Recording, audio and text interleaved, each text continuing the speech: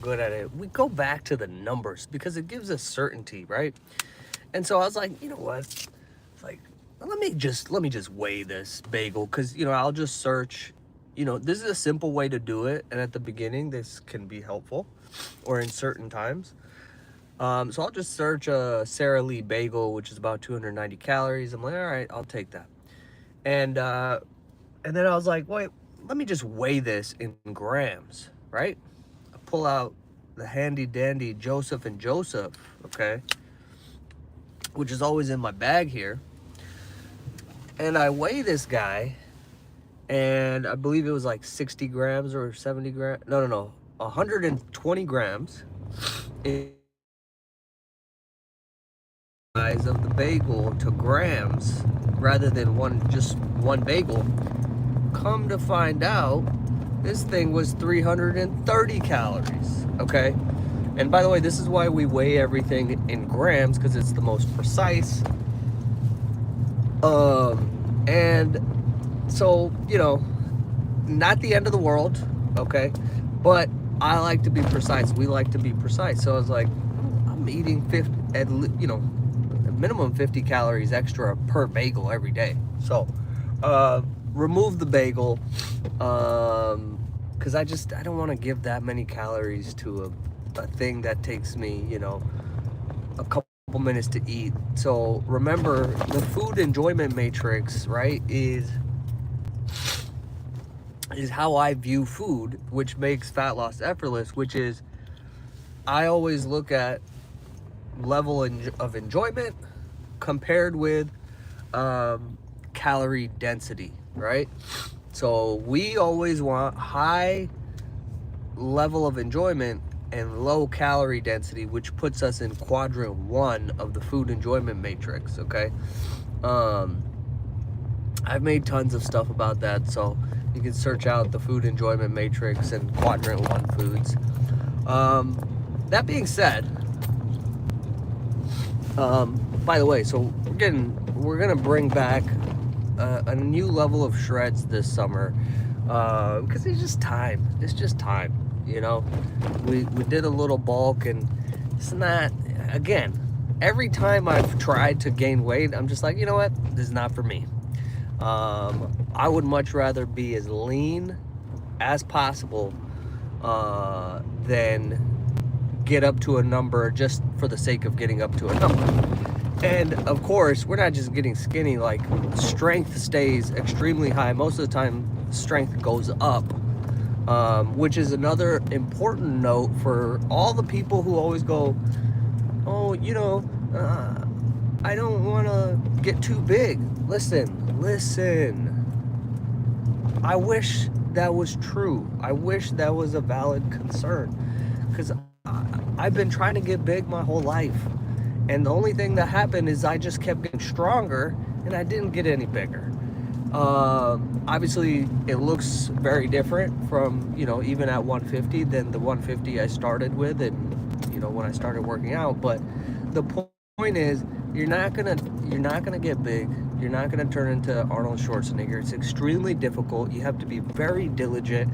And I believe this is an area where your genetics do play a bit of a role, as to how easily you can put on muscle mass, right? Because I can't say that it's not for a lack of effort. Like I've gotten absurdly strong over the last 15 years, and I'm eating, but the weight never really went up. The one time I did try to gain a significant amount of weight, I ended up being 185 pounds. I've talked about it other places here, but it was all fat. Like, I had a 500-pound deadlift. I had like a 350 squat. And then when I was like starting to cut all that fat off, ended up back at 148, 149. Granted, that 148, 149 looked very different. But my point is, like, don't worry, you're not gonna get, if that's one of your concerns, which some people have, which is silly to me, but for guys, for women, I get it. You don't want to, you don't want to look too big, But again, don't worry, you won't. That's not going to happen. Now, getting to the topic, the main topic for today, okay? Can we make things cool and stay away from the lame preets? Okay, who are these people? Well, first of all, the lamepreets, they are the people who talk about, they're just like, it's like kind of like nails on a chalkboard. Oh, it's so hard. Oh man. And then they have condescending, self-deprecating type, statements about age, about, once you get, once you hit 31, your knees and your back. They're the people who also give shit to other people for oh man, why don't you live a little, bro? You know, oh, you just counting your calories, huh? And like that kind of stuff. Um, those are the lame preets. And this theme that I've been kind of talking about of like, what is cool to you? What is acceptable? What are the things, the behaviors, and the thought processes that allow you to fit in, right?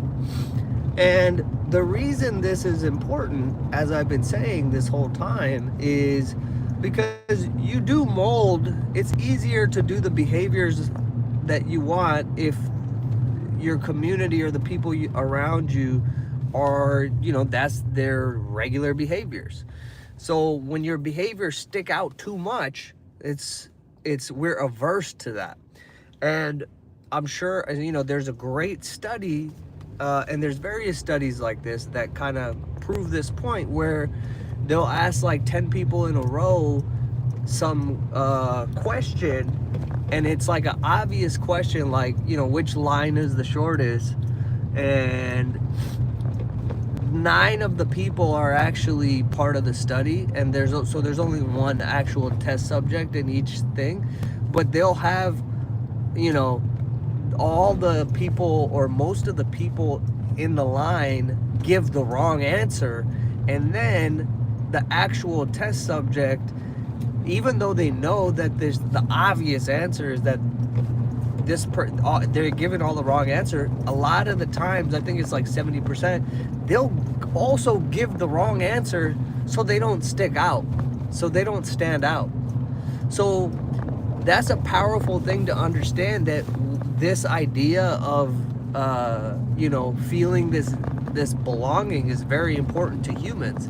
And so even if you're like, man, I do want to get a hard body, I don't want another soft summer, and you're like, but I gotta, I'm gonna have to skip this and skip that and go work out and say no to the pizza. You have this pull, you have this tug that goes, oh, but that's gonna make me stick out. Oh, if I say no to alcohol, that's gonna make me stick out, and that makes me uncomfortable. So here's the thing. So how do we reverse that? Well, I'm actually gonna give you understand the concept. If you've been watching the videos for a while, I've talked about this a lot. You understand that concept, and I just kind of covered it briefly right now. But once you understand it, okay, now let me give you some practicals, okay? What you're gonna do, okay? You're going to pull up the old Google Maps or the old Instagram, and you're gonna search, depending on where you are. You can start with F45, okay? That's a gym. You're gonna search for Barry's Boot Camp. You're gonna search for Orange Theory Fitness. You're gonna search for some type of gym that is community-based, that has a lot of good-looking, fit people there, okay? And you're gonna sign up. And you're gonna go there, and you're gonna start doing classes. You're not gonna try to go crazy. You're just going, doing the thing. That's it. Maybe you start off with 3 classes. Maybe you start going up 4 days a week over there. But that's step one. You are now immediately changing what is cool and what is acceptable in your environment. And that right there will begin to start. You don't need to change, you don't need to solve all the problems in your life today. You just need to do the next logical step, the next step in front of you. And for a lot of people, that's changing your environment. That means go find a gym where there's a lot of fit people, okay? And I'll add some more criteria to this. Not only are there a lot of fit people, but they're laughing, having a good time, and they're nice, okay? You go there. You're cool. What's cool starts to change. You know, granted, you know, not everybody's perfect. Are there going to be some lame people there for other reasons? Sure, that's okay. But as far as this goes, everybody's going to be generally on the same page. Like if you walk by a Barry's boot camp, everybody's in great shape. You don't think if you start going there and hanging out that you might get in great shape? Yes, you will. You 100% will. Because you're going to start to look at things they're looking at. You're going to start to take on the thought processes that they're using. And so these are the ways that we change it. Don't try to fight your own environment, the people in your own environment, right? Just swap them out, okay? Don't try to change people. Anyways, that's it for today. I think that's a very valuable thing. If you're in San Jose, you can always hit me up. We have the Sunday strength service. Hyper Strength, formerly known as San Jose Barbell, has great classes and whatnot. There's great F45s and CrossFits and all kinds of places. And as always, if you want my help personally, my coaching is very affordable. I want to work with people who are really nice and are very execution focused, okay? And it's not necessarily that you don't know what to do. There might be a little bit of that, but it's that you need somebody to give you back a lot of your bandwidth because you don't have the time to go figure it all out, okay? So coaching generally $200 to $300 a month. Very like specific, goal-oriented, as well as the intangibles, changing how you think and how you perceive things, and then installing systems that make it effortless, that make you anti-fragile, that you'll never gain fat, right? So anyways, that's that. Next month in the Burrito Mafia, we're starting the nutrition challenge, okay? And the nutrition challenge, like everything we do, this is skill-based. This is not just, oh, we're going to try to lose 20 pounds in a month. No. We're going to find and refine 2-3 recipes for an entire month until we have that thing so frictionless as far ingredients, speed of cooking, cleaning, enjoyment level. Like we are dialing down. The goal of the nutrition challenge is to refine 2 or 3 foods, recipes, and remove all the friction in creating them. That's what the challenge is. So if you want to join in the challenge, let me know. I will see you some point. I don't know.